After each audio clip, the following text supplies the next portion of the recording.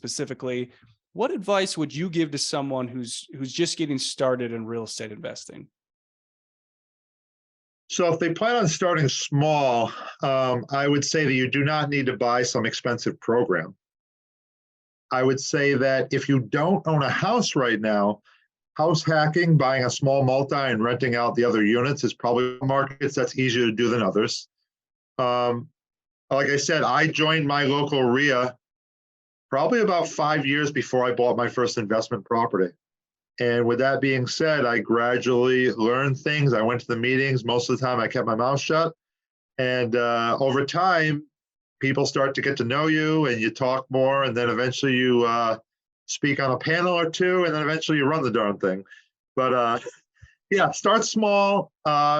Speak to other people that are doing the same thing that you want to do. So we all know that we all have friends and family that are naysayers about the business, about real estate, et cetera. Those aren't the people that you should be getting advice from on how to grow this business or how to get involved. You need to find people that are actually doing it. Okay. And yeah, I've borrowed millions of dollars from people in that room. I have 5 partners of people in that real estate room. And I've bought at least 12 or 15 properties from people inside that room. So it's very much, most of them are a positive network of people that are like-minded. I would say there are people that are very transactional, but I consider myself, and a lot of people in that room anyway, very much more relationship-based business.